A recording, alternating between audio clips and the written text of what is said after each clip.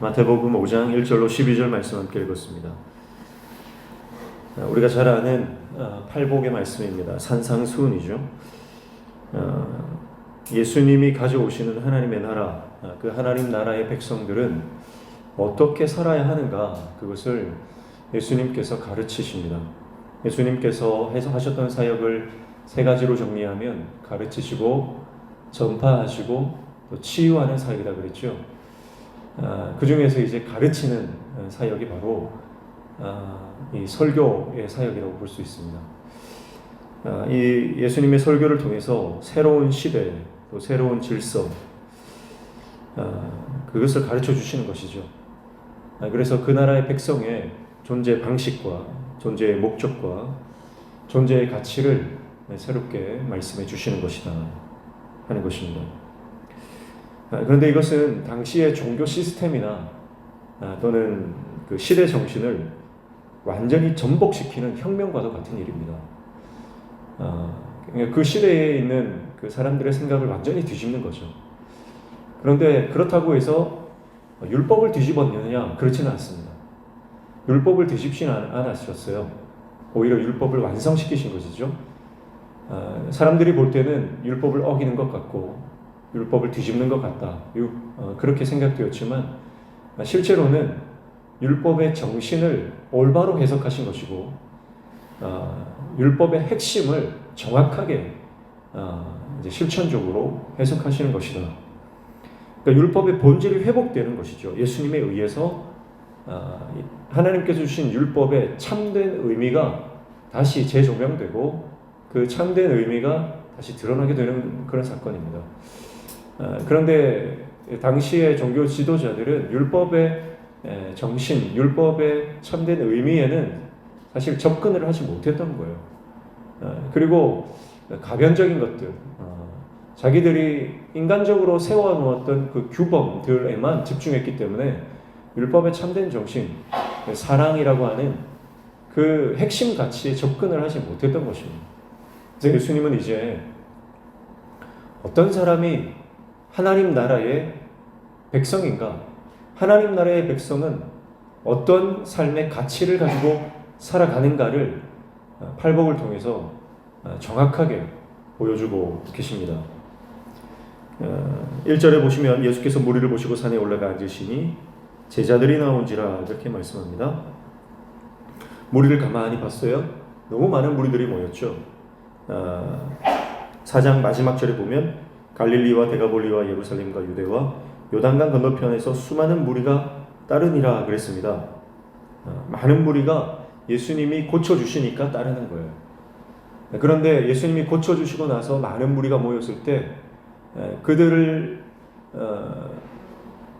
보시고 산에 올라가셨다는 거예요. 산에 올라가셨다라고 하는 것은 예수님이 이제 설교하기 위해서, 가르치기 위해서인데요.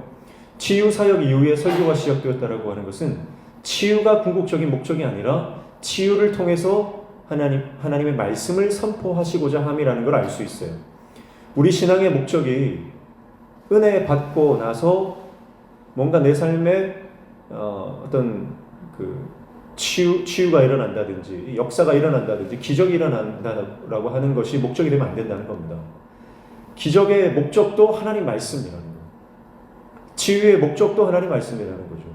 그래서 예수님께서 치유하시고 난 이후에 산으로 올라가셔서 가르치십니다.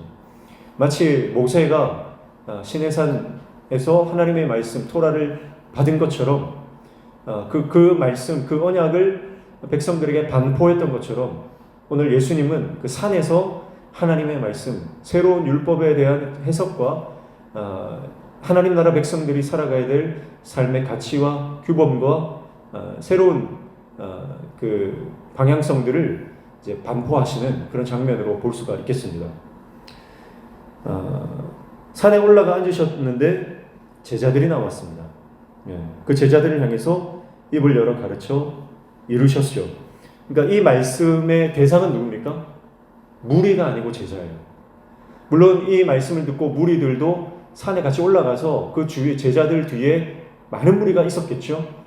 그러나 예수님께서 이 팔복을 주신 대상은 무리가 아니라 제자들이라고 하는 거죠. 왜냐하면 이 팔복의 내용을 가만히 보면요, 예수님을 그냥 치유받기 위해서 따라다니는 사람에게 이런 말씀을 주시는 건 아니라고 우리가 볼 수가 있어요. 제자들에게 주시는 하나님의 말씀이라는 거죠. 그래서 어떤 말씀인지 살펴봅니다. 3절, 심령이 가난한 자는 복이 있나니 천국이 그들의 것이며, 먼저 그렇게 말씀했죠. 첫 번째부터 네 번째까지는요, 하나님 나라 백성의 내적인 상태에 대해서 말씀한다 이렇게 볼 수 있습니다. 그러니까 3절에 심령이 가난한 자, 4절 애통하는 자, 5절 온유한 자, 6절 의에 줄이고 목마른 자, 이것은 전부 내적인 어떤 상태를 말한다 이렇게 볼 수가 있어요. 그리고 심령이 가난한 자는 복이 있나니, 애통하는 자는 복이 있나니 이렇게 해석이 되었지만 원문에 보면 복이라고 하는 단어가 제일 앞에 나와요. 그러니까 복이 있다라고 하는 선언이에요. 복이 있다. 어떤 자가요? 심령이 가난한 자. 복이 있다. 지금 우는 자. 이런 식으로 복이라고 하는 단어가 제일 앞에 있어요. 그러니까 하나님 나라는요, 복된 나라입니다.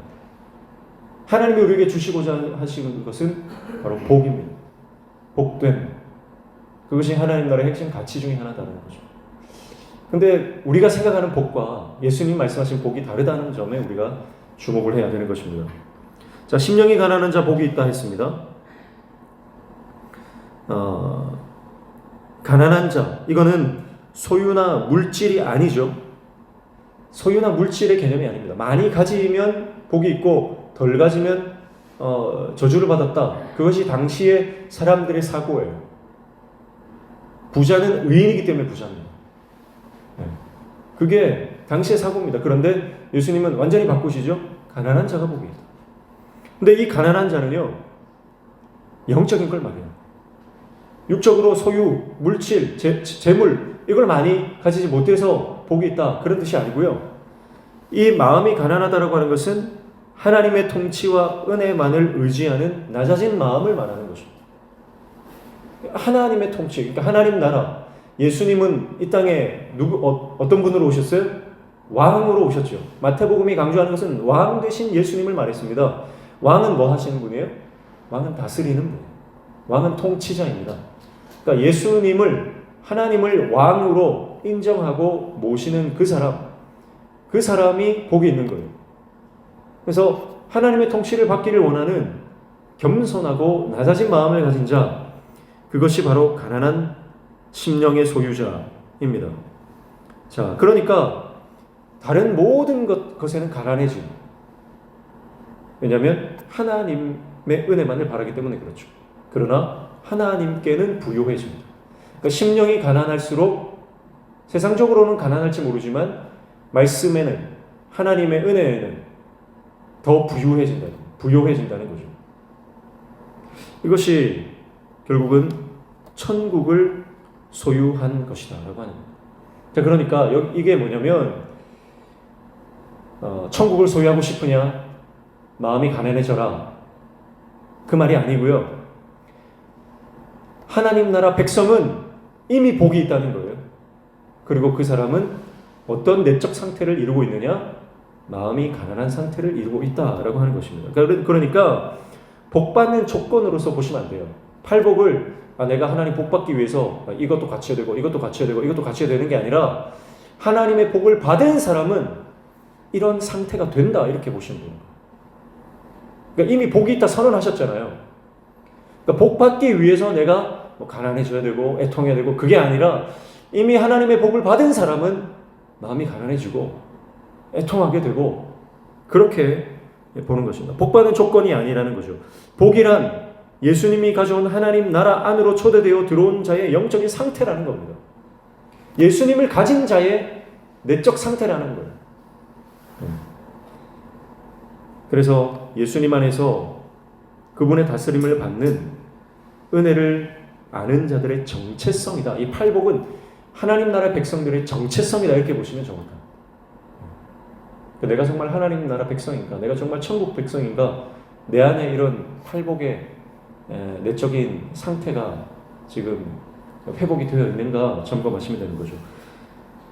그런 의미로 계속해서 이 8가지를 보시면 됩니다. 같은 패턴이죠. 애통 4절입니다. 애통하는 자는 복이 있나니 그들이 위로를 받을 것이며. 자, 애통하는 것은 이사야 61장 1절 말씀을 인용하십니다. 염두에 두고 말씀하신 거예요. 애통은 이사야 61장 1절 말씀을 빌리면 마음이 상한 자입니다. 마음이 상한 자. 근데 왜 마음이 상했죠? 하나님 나라를 빼앗겼기 때문에. 하나님 나라를 잃어버렸기 때문에 우는 겁니다. 여기서 말하는 그러니까 우는 것은요, 단순히 감정적인 슬픔을 말하는 게 아닙니다. 하나님 나라에 대해서, 하나님에 대해서 잃어버린 신앙과 잃어버린 하나님에 대한 그 영광과 탈취된 하나님의 영광, 빼앗겨버린 하나님의 성전, 잃어버린 그 하나님의 은혜, 여기에 대한 영적인 애통함인 것이죠. 그 애통하는 자가 위로를 받을 거래요.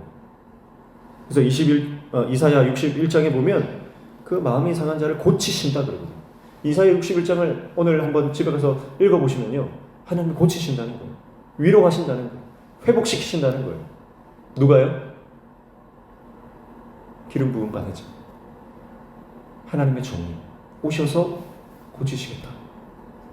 그러니까 애통하는 자 복이 있나니 그들이 위로를 받을 것이며, 지금 이미 위로를 받고 있는 거예요. 예수님을 대면하여 예수님으로부터 위로를 이미 받고 있는 겁니다. 그러니까 이것도 이미 말씀이 성취되는 장면이고 하나님 나라의 본질이 회복되는 장면이다 볼 수 있는 거죠. 5절에 온유한 자는 복이 있나니 그들이 땅을 기업으로 받을 것이며, 이 온유라고 하는 것은요, 도덕적 성품이 아닙니다. 따뜻하고 부드러운 마음을 가지면 땅을 받는다, 그런 의미가 아닙니다. 이미 복이 있습니다. 이미 복이 있습니다. 누가요? 예수님을 소유한 자, 그리고 예수님을 소유한 자는 온유하게 됩니다. 여기서 말하는 온유는 어떤 도덕적 성품을 말하는 것이 아니고요, 시편 37편 11절의 인용입니다. 70인역에는 오히려 이것을 온유를 가난과 같은 단어로 해석하기도 합니다. 그러니까 가난한 마음, 하나님의 통치를 받는 것과 흡사한 그런 의미로 온유라고 하는 단어를 쓰고 있습니다. 자, 시편 37편은 악인이 형통한 날에 성도가 취해야 될 삶의 방식을 말하고 있어요. 그러니까 이것도 집에 가서 찾아서 보셔야 됩니다. 그러니까 지금 현실은요, 악인이 잘 되는 현실입니다. 나는 굉장히 억울한 상황이에요. 착취를 당했어요. 탈취를 당했어요. 뭔가 빼앗겼습니다. 강도를 당했습니다. 그런 억울한 현실이라는 거예요. 오해를 받았습니다. 억울한 누명을 썼습니다. 그런 상황에서 오히려 하나님 말씀 붙드는 사람들은 고난을 당하고 핍박을 당하고 오해를 당하는데, 악인들은 형통하고 잘 되고 잘 먹고 잘 삽니다. 그런 상황에서 그럼에도 불구하고 하나님의 일하심을 신뢰하고 분노하지 않는 것, 그리고 불평과 원망을 멈추는 것, 그리고 흔들리지 않는 믿음으로 하나님을 끝까지 바라보는 것. 그래서 결국 하나님이 회복시키실 것이라는 것을 믿는 상태, 그것을 온유라고 표현합니다. 그러니까 저는 이 온유를 이렇게 해석해봤습니다. 온유한 자는 기다리는 자, 온유한 자는 원망하지 않고 잠잠히 하나님을 기다리는 자, 여호와의 구원을 바라는 자. 이것이 온유라고 하는 어떤 부드럽고 따뜻한 사람, 마음이 너그러운 사람, 이런 의미보다는 정말 하나님의 구원을 바라며 잠잠히 기다리는 자가 예수님이 말하는 온유한 자와 비슷하다, 이렇게 생각이 되어져요. 그런 측면에서 땅은 뭡니까? 땅은 부동산이 아닙니다. 땅이 부동산이 아니라 이것은 영적인 의미로 하나님의 나라를 말하는 거죠. 그래서 그 가난한 자, 천국이 저희 것입니다. 흡사하죠. 그러니까 첫 번째부터 여덟 번째까지 보기 다 다른 것 같지만 사실은 같은 맥락으로 쭉 이어지는 거다, 이렇게 보시면 됩니다. 6절에 의에 줄이고 목마른 자는 복이 있나니 그들이 배부를 것이며 라고 했습니다. 자, 마태복음이 시작할 때 의로운 자가 등장했죠. 누굽니까? 예수님의 육신의 아버지 요셉입니다. 그는 의로운 자다, 그렇게 마태가 단언했죠.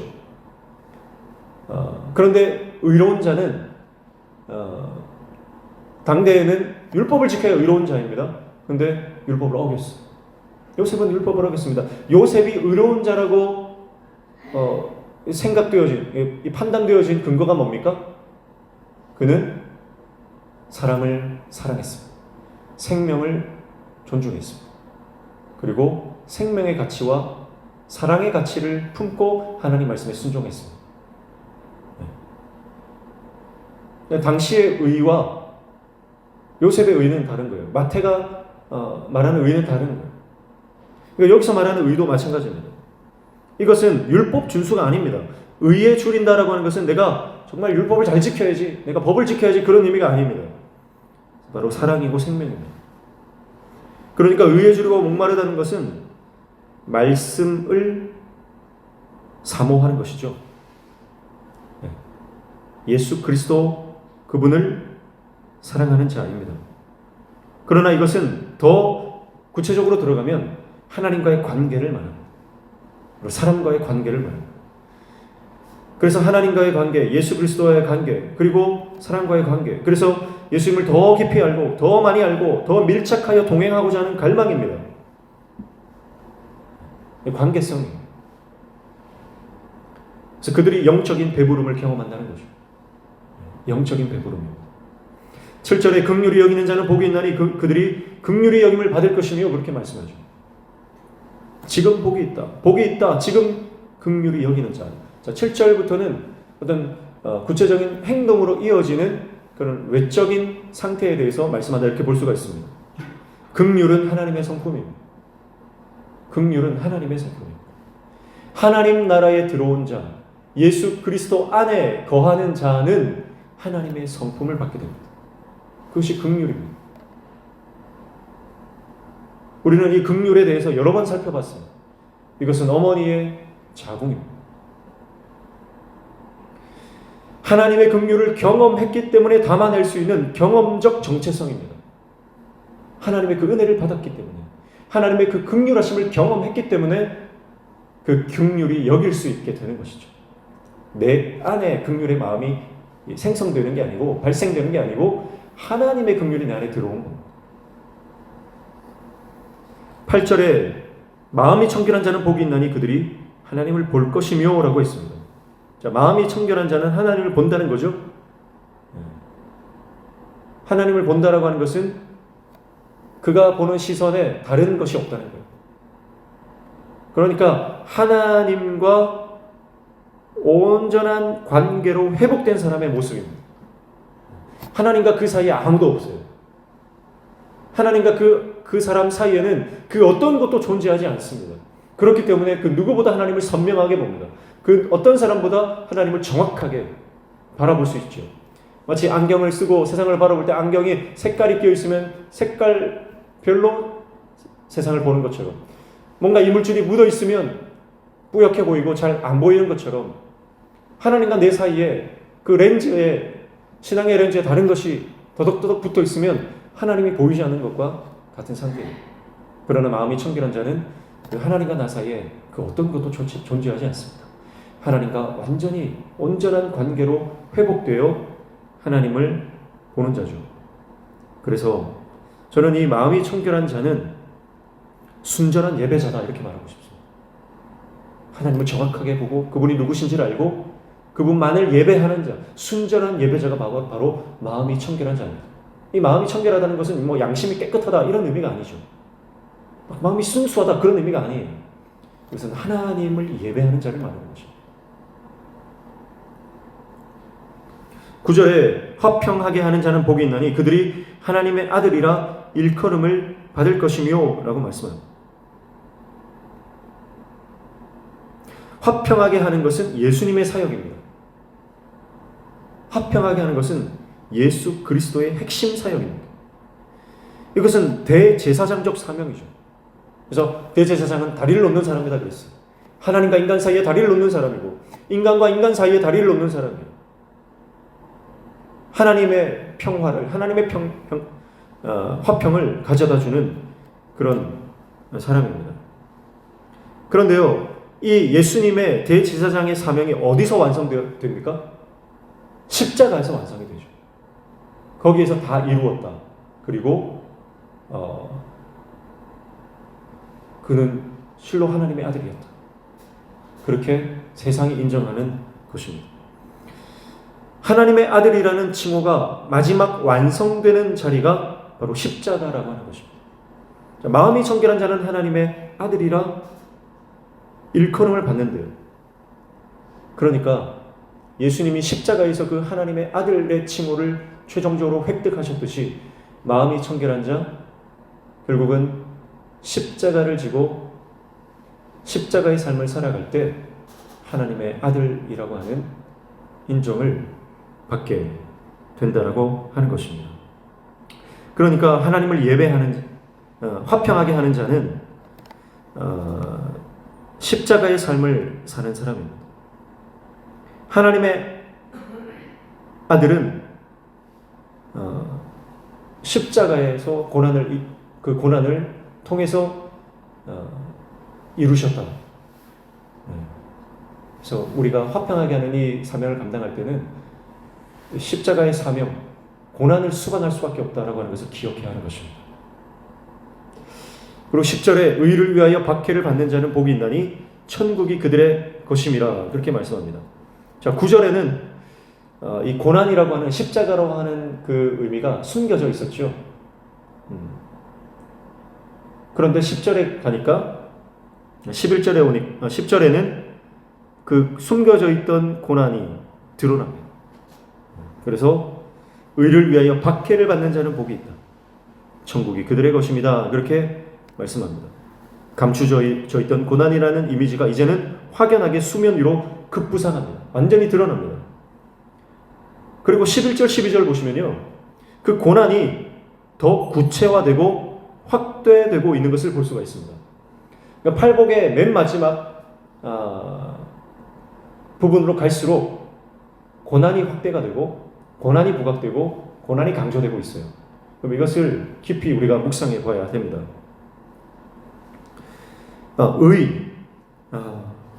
그러니까 의를 위해서 박해받는 자, 하나님과의 관계를 유지하기 위해서 예수님을 따라 살기 위해서 반드시 박해라고 하는 산을 넘어야 된다는 거예요. 반드시 고난이 있다는 겁니다. 지금 이 말씀을 듣는 대상이 누구라고 그랬습니까?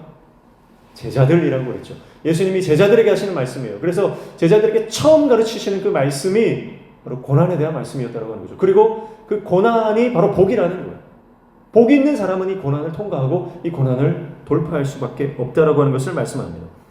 육적인 생명을 잃을지라도 영원한 하나님 나라, 천국이 그들의 소유가 될 것이다. 이렇게 말씀하는 것입니다. 그리고 11절, 12절에 이제 마지막 정리를 하시는데요.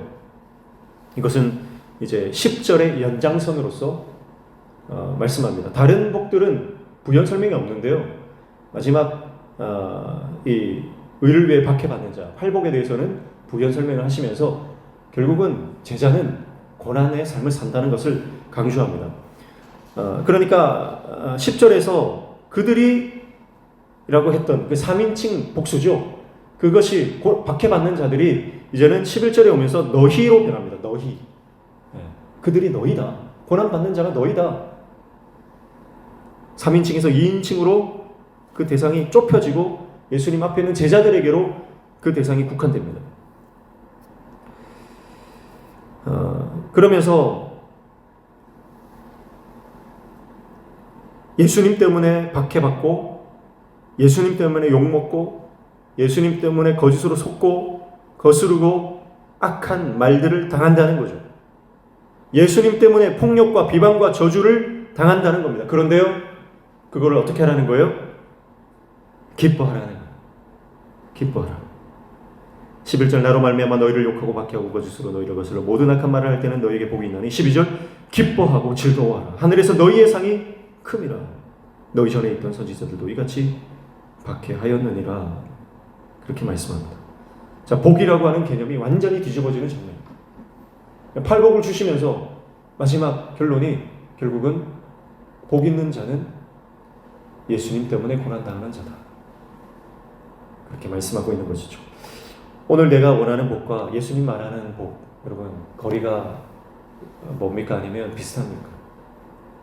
오늘 이 말씀을 하루 종일 묵상하면서 내가 원하는, 내가 쫓았던 삶의 복이 어떤 것인지 다시 한번 깊이 고민하고 묵상하며 다시 재해석할 수 있는 은혜가 있기를 축복합니다.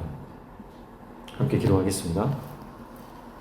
하나님 아버지, 우리에게 하나님 나라를 허락하시고 그 안에서 말씀으로 통치하시고 다스리시는 우리 삶의 왕 되신 하나님, 그 주님 안에서 살아갈 수 있는 영적인 복을 허락하여 주시니 감사합니다.